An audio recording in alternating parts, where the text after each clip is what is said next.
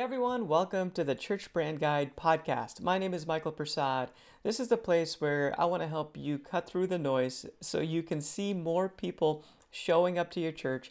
As a result of that, you get to see more life change taking place, and you get to see more people choosing to contribute to the vision that God has given you.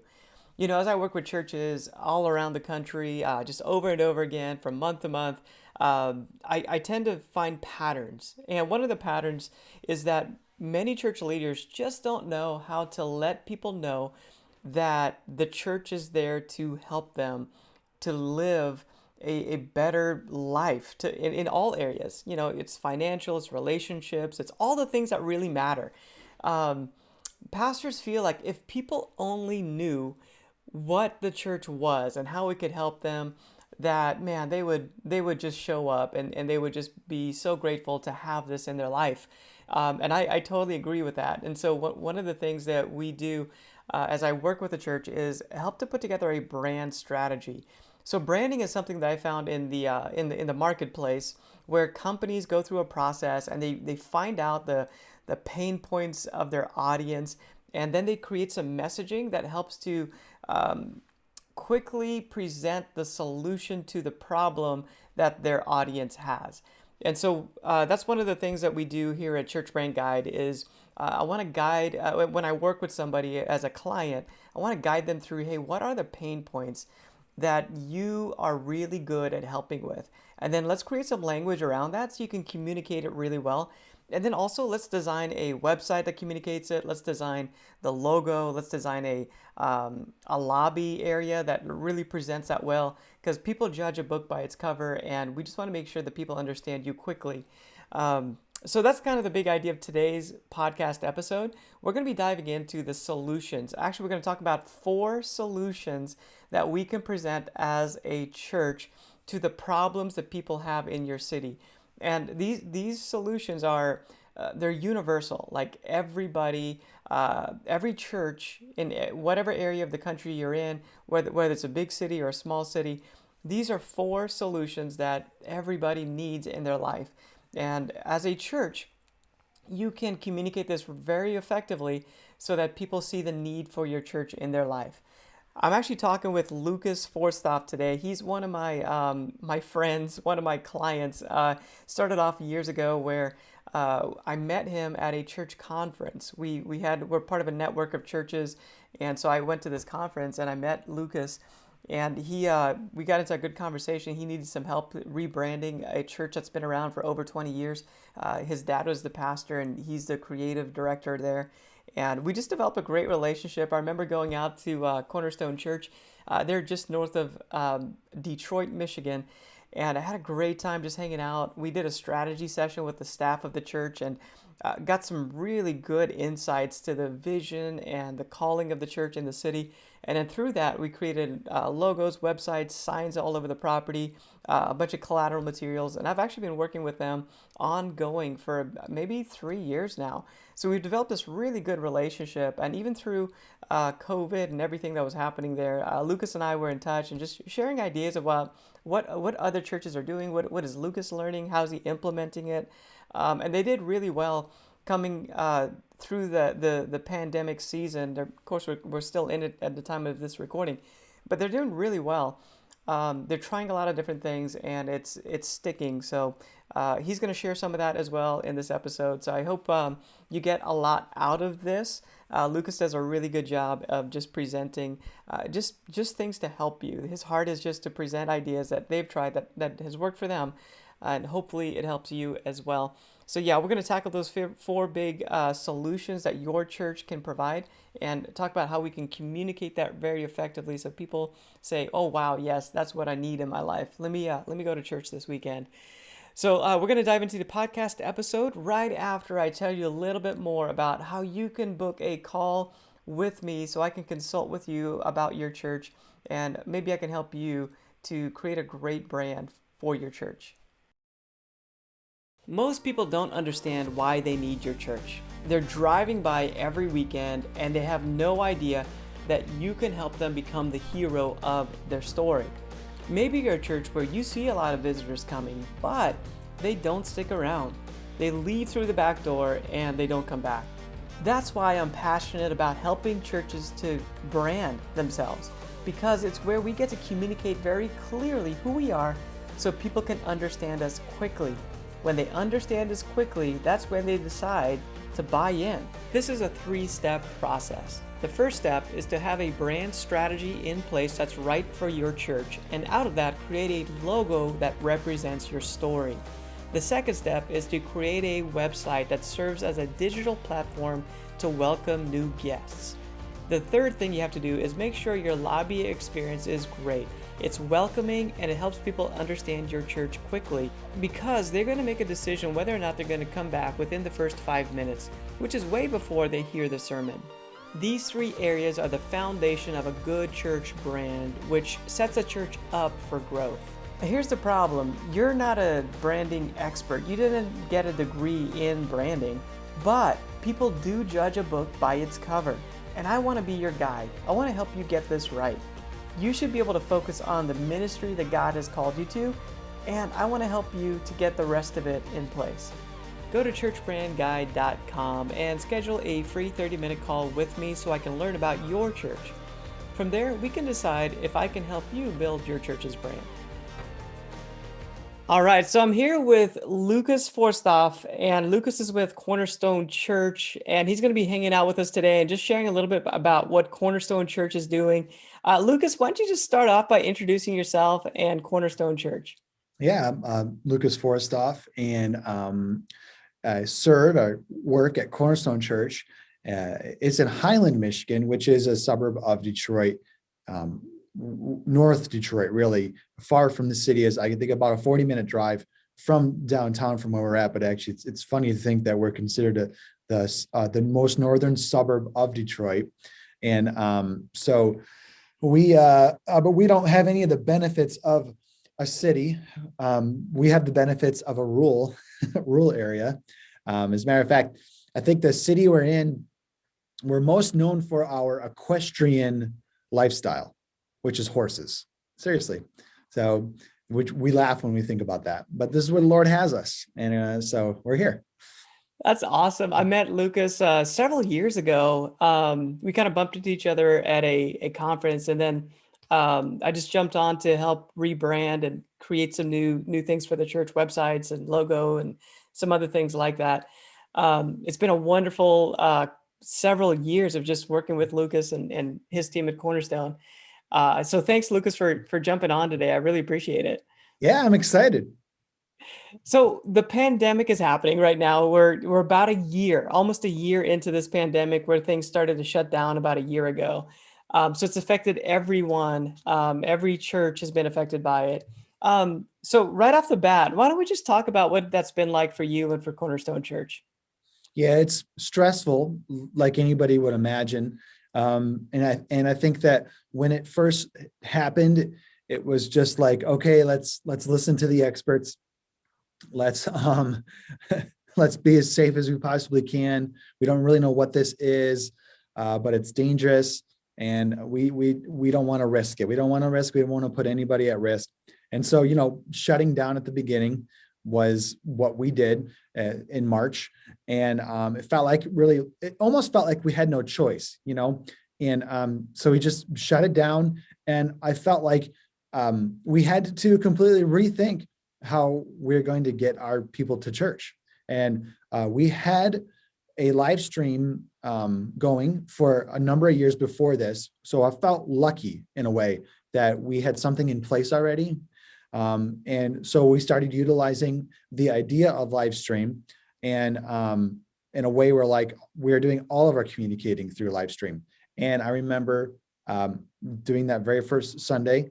It felt, I was at church because I serve at church, and I serve with the creative team. And so I was here, one of the few that was in the building, making sure that everything is going well, streaming well. And then we rewatched the service like a few days later, and we all really did not like the flow and the energy of the service. And all that stuff. And so we right away completely reformatted our live streaming experience, and then began right away to just change how we communicate through the internet rather than in person, and that has had a positive impact on our church services now. We started back up. I think we started back up in June, meeting again, and have continued to meet in person since June on Sundays. But what we did was is all the tweaks that we had made to live stream, we kept those. We kept like a lot of the big ideas that we created, and so now we live stream our 11 a.m. service on Sundays only. So we have one live stream service a week, and the rest are not live streamed. So we do a couple different services on Sunday mornings. 9 a.m. is not live streamed, and our 11 a.m. is. And as a matter of fact, those two services have completely different flows and feels to them. We communicate with our live stream audience in the 11 a.m. service, and we give them directions, and how to let us know you're new, how to give. If you want to know more about the church, there's numbers to text, there's ways to let us know you're new, and all that stuff. So all that cool stuff, we realized that we needed to figure out, we're still implementing, which has been really, I think, a positive. Yeah, and it's been great to see that. From the outside, I've been working with you a little bit on, hey, how do we implement maybe something to the website, or those type of things. And I've seen some of the things you've done, some of the innovations that you've done for the church. There might be, I'm trying to think of specifics, like you might have had, somebody on stage speaking, and then you cut to a different camera where they're maybe in a different location and they're giving announcements. Yep. You've also done some stuff during the week where, you were doing some devotionals and Bible studies and some other things, and creating a nice presentation out of it with maybe a screen in the background, those type of things. Yep. What's been the biggest takeaway what the biggest lesson you've learned through all of it? Spiritually, or just logistically as a church? Man, that's a big question, right? Let's do logistically. Like we're talking branding stuff, so let's just do that first, and then we'll come back to the spiritual.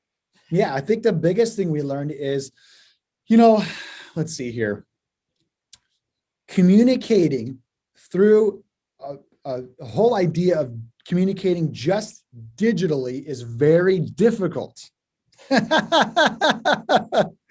Yeah. So that really, honestly, is what we've learned. And it can take time to set up the ability to communicate well digitally.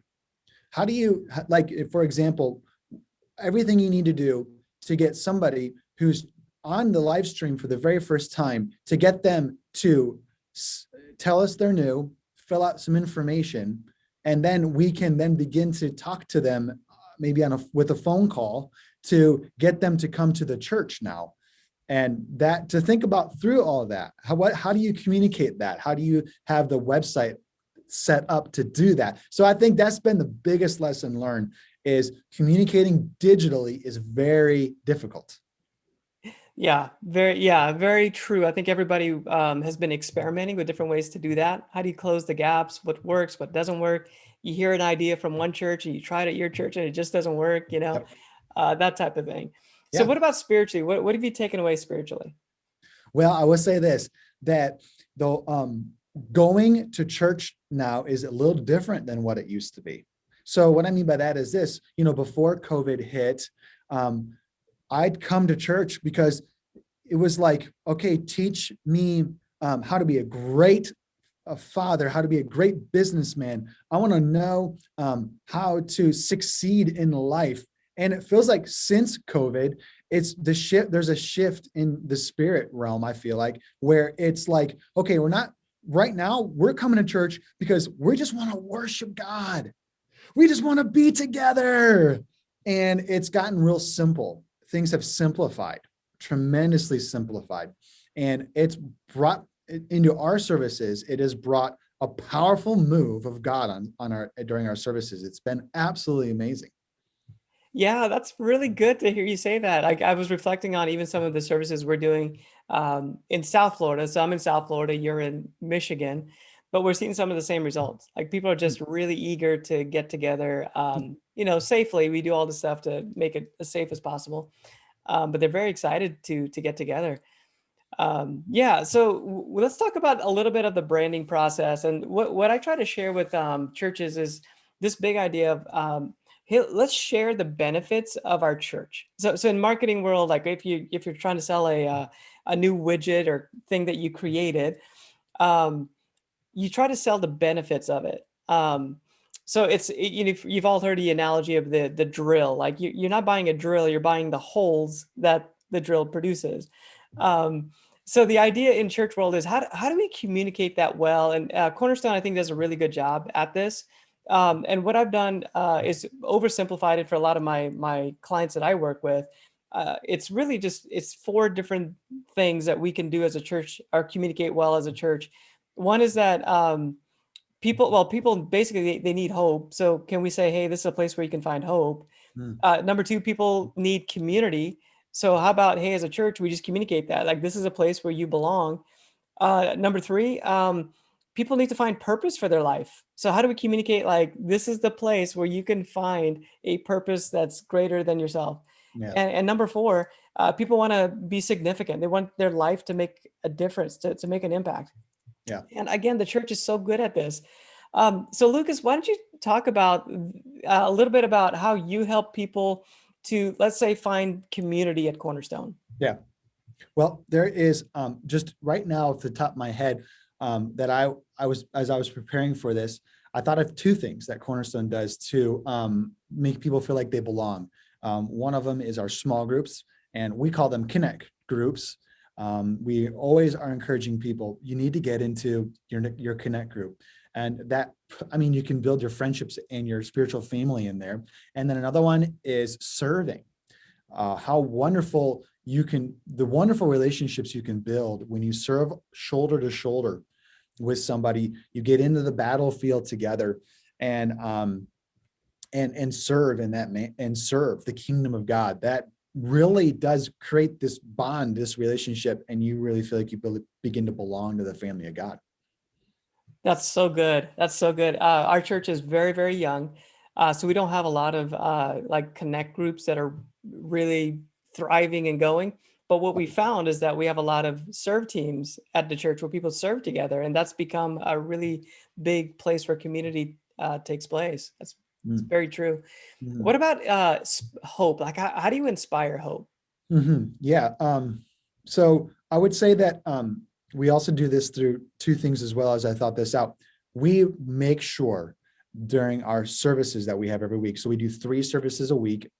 Sunday mornings, we have 2 services. And then Wednesday nights, we have a service at 7 p.m. every single week. And we always try very hard. I mean, we really do try very hard to create a service that does bring people the message of hope. And we pour a ton of work and effort and creativity into these services to enable that process. And then the second thing that we do to create hope is with our small groups, our connect groups. We try very hard to make them a place where you can find friendship, you can find a place to belong, a community that when you are in need, you can call this group up, they can help you. You know, in my mind, I always think about this. You know, your best friend is the person you call when you need picked up from the airport and you need help moving. Who you got to call to do those things? And it would be my desire as a pastor here at Cornerstone Church that somebody in need would first and foremost send out that text message to the whole connect group and say, hey, pray for me. I'm about to encounter something. Something's happening in my life. Pray for me, or be there for me. Can somebody come help me do this? Let's respond as a group together. So I would say that those two things right there, the services and your small groups, boy, I would hope and wish and pray that those things would give people true hope in their life, and they do. I watch it happen every single week at church. It's great. Yeah, and I can tell the focus when you said like you really focus on delivering hope in your services. There's a difference. Like I feel like when you have a focus, it's evident. Like you can see that the songs you sing, the transitions you have between different elements, it all speaks to that big idea. Yep. So when we were going through the process of branding and creating a brand strategy, I remember us talking around some of that. Like, what do we do? You know, what do we do really well? Like, how Mhm. do we do this? How do we simplify and just do these things really, really well? Mhm. What about purpose? You've got I think some sort of a membership process, right? Right. That how do you help people find purpose? Yeah, we do two things. So we initially want people to take this really simple class. It's called Starting Point, and it happens. I think right now we're doing it every other month, and it happens at church on a Sunday morning from 11 a.m. till 12:45, and it's in one of our rooms here at the church. Uh, and it's a class where we share with them the history of the church, the mission of the church, the vision of the church. We go over ways for them to serve, which is wonderful to see. They take a gifts test. They find out information how to become a member. And then at the very end, the pastors of the church, Pastors Tim and Rhonda, they come in, and for the last 15 minutes of the class, they answer any questions that the people may have. And we do all this stuff through testimonies, live testimonies.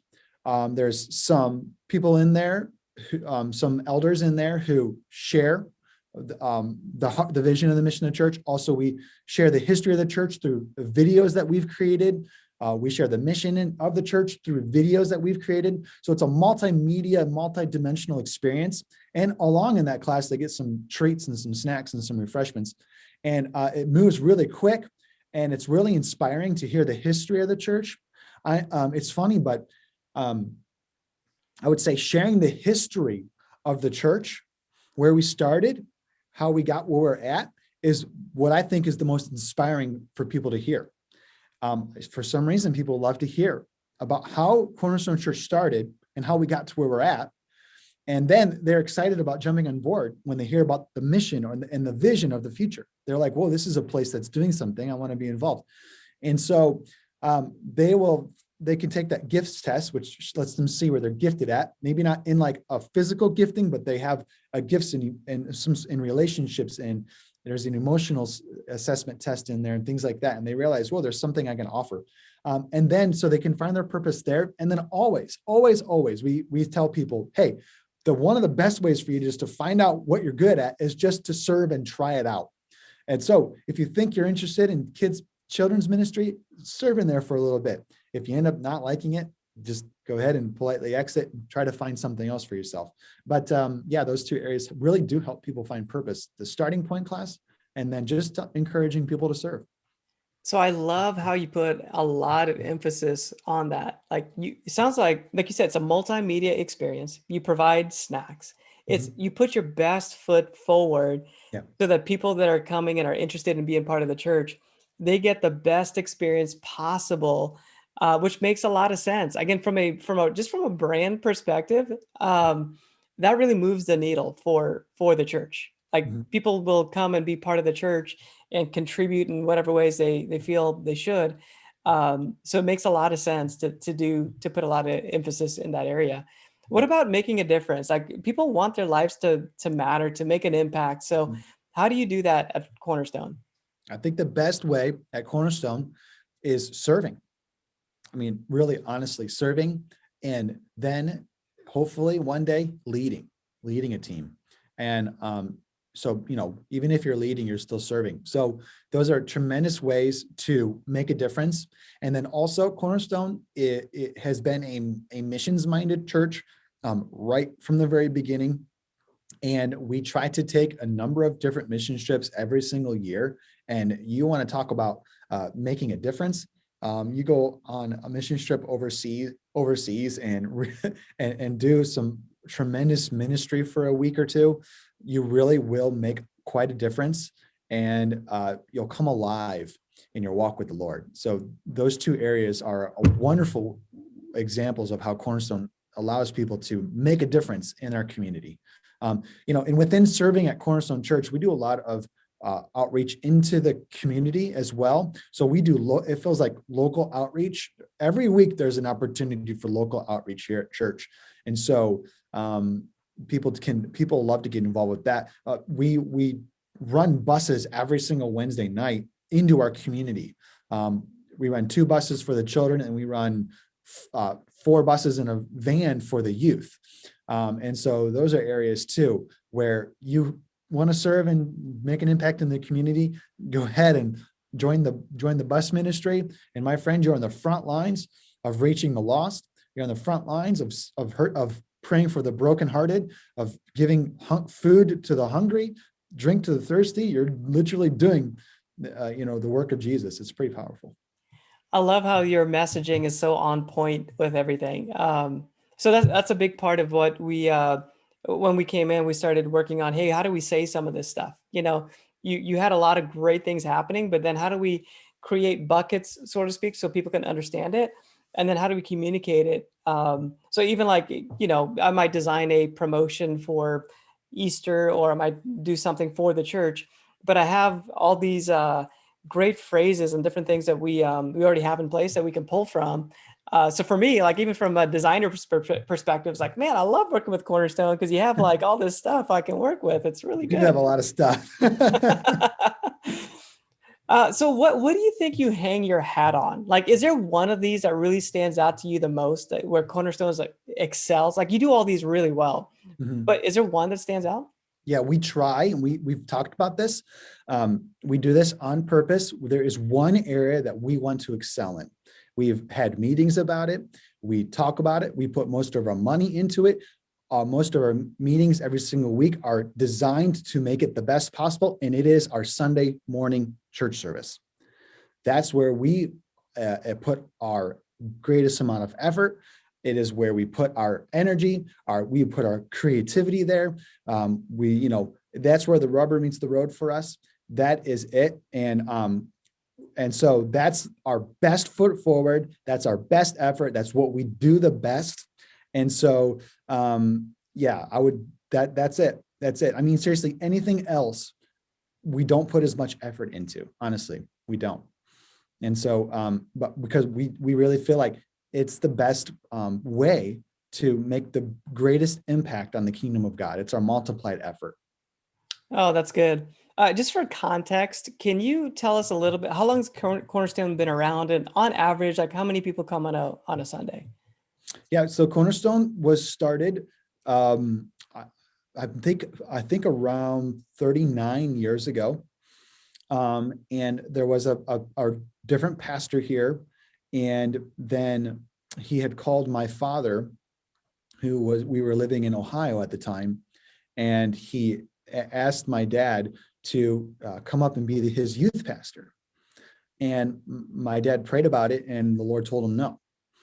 And so he called him back and said, sorry, I'm not going to do it. And he goes, oh, okay. And my dad was really bumming about that, because it was always his dream to work in the ministry. And the Lord told him no, and as one of his job opportunities. And a year later, this pastor called him back and said, hey, I'm calling you. I want you to be the pastor of the church. Interesting, huh? Wow. And the Lord told him, yes, this is what I have planned for you. And so he came up. My dad came up 35 years ago. And so the guy wasn't pastoring the church for very long. And he took it over, and took a small white church building with a steeple, the classic 1880s. I'm talking the year 1880s is when this building was built. Wow. Yep. White church with a steeple, took it over. No air conditioning, no sound system. Can you believe that? Wow. Mm-hmm. And grew it from there. And if you've seen our building now, which Michael, you've seen our building now. Come a And long so, way. come a long way. Yeah. Come a long way. Thank you, Jesus. And I don't know how many people we currently have on Sunday morning, but I think attendance is I think we'll reach about 1,000 people. Yeah. Mm-hmm. Okay. Yeah, that's great. And we have different churches of different sizes. So I just want to give them a little bit of context. We know it's not, all about numbers and attendance and all that stuff, but it matters because every number is a soul. So, but yeah, Yeah, also, yeah, absolutely. go ahead. Absolutely. Yeah. So what are you excited about as you look ahead for Cornerstone? Pandemic, we talked about some of that, the adjustments that you made, but what are you excited about?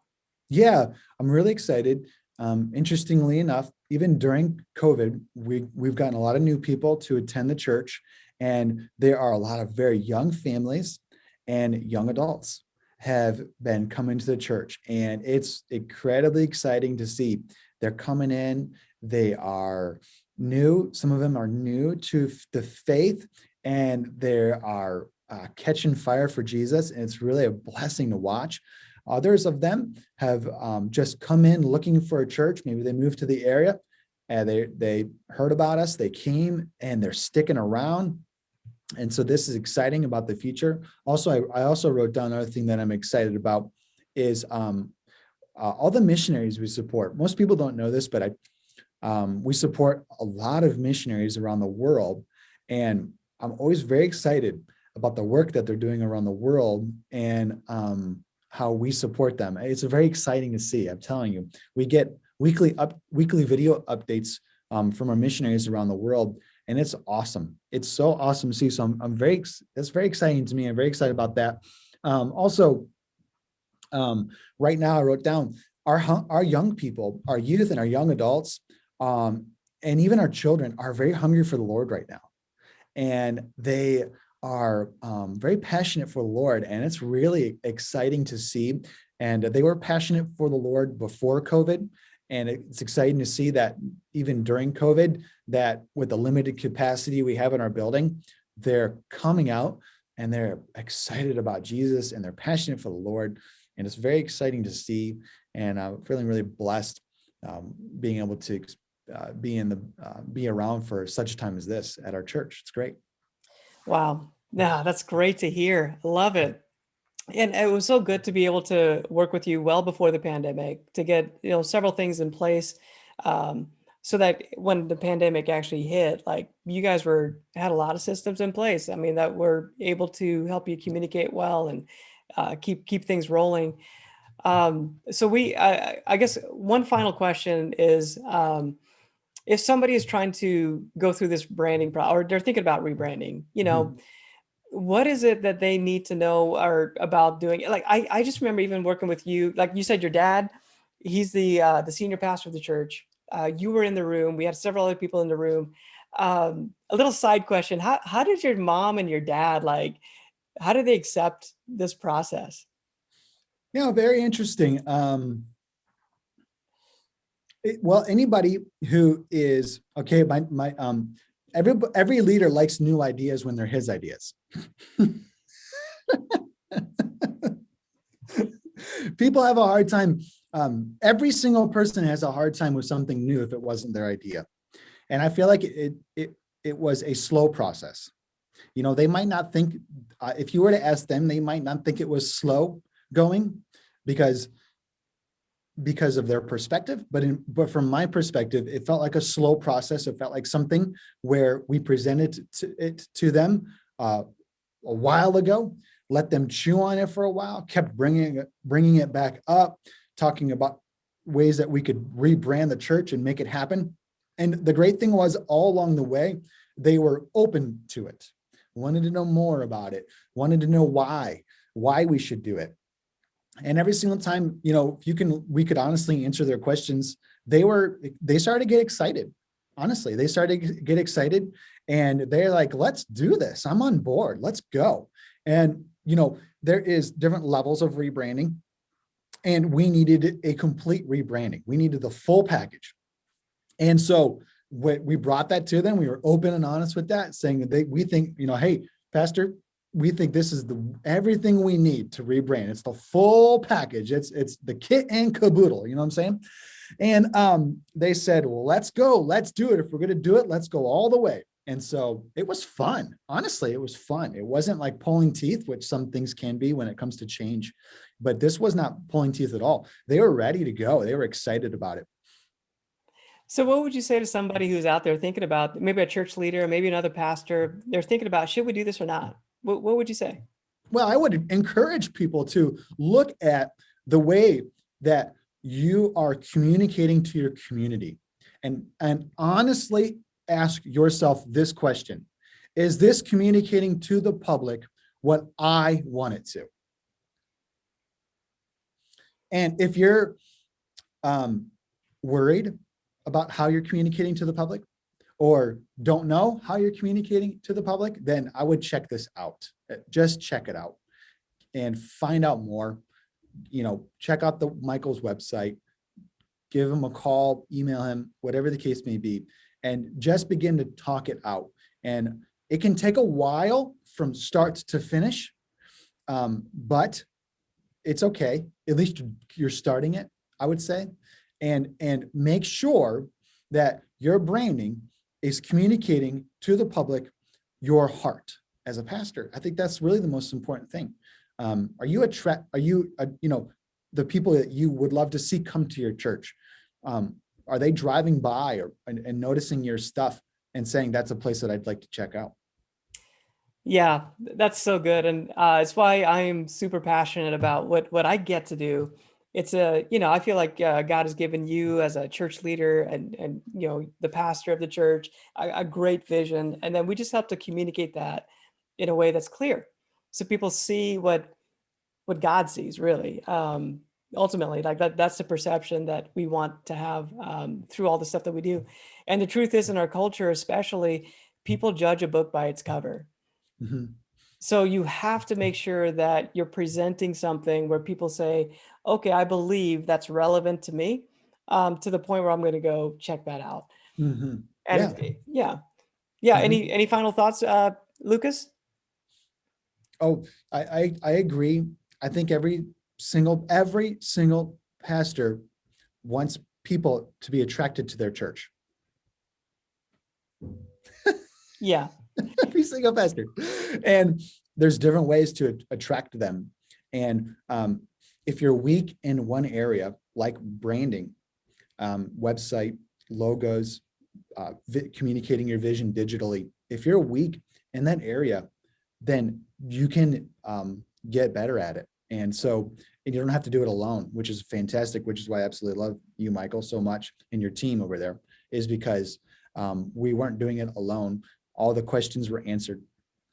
And so, God attracts people to the church, and there's other ways to attract people to the church too. And so I would say get great at all of them if you can. All right, Lucas. Hey, thanks again for everything you've shared with us. How can people connect with you if they'd like to just get a hold of you? Yeah, you can find me on Facebook if you want to. Just my normal name, Lucas Forsthoff. And I'm sure that's probably somewhere written out. Um, uh, I can spell it for you, but if you Yeah, don't, that's fine. we'll put that in the show notes of the episode. So check out Yeah. the show notes and you can figure out how to spell Forsthoff. Actually, why don't you go ahead and just spell it out real quick for people that are driving down the road? Yeah. So Forsthoff. So Forsthoff. So Yeah. Lucas is normal. So anyway, or you can email me, and my email is really simple, lucas@ignited.org. No, I love what you guys have been doing, and it's been great to see and to be a part of it, actually. So we started the process, and then we just stuck with you. So it's been awesome Yep. to be a part of it. And when I was thinking about inviting people, I was like, man, I have to have Lucas on because they're doing such a great job, especially Thank you. through the pandemic and everything that you've made adjustments on and innovated on. It's been so good to see it. So, Yeah. hey, thank you for being on the podcast. Yeah, it's been great. Thank you for having me. Hey, thanks for listening to the Church Brand Guide podcast. I'd love for you to subscribe and leave a review. This just helps us to get out there to more people when you do it. Hey, also don't forget to go to churchbrandguide.com and schedule a free 30-minute call with me so I can learn more about your church. This way, we can see if I can help you build your church's brand.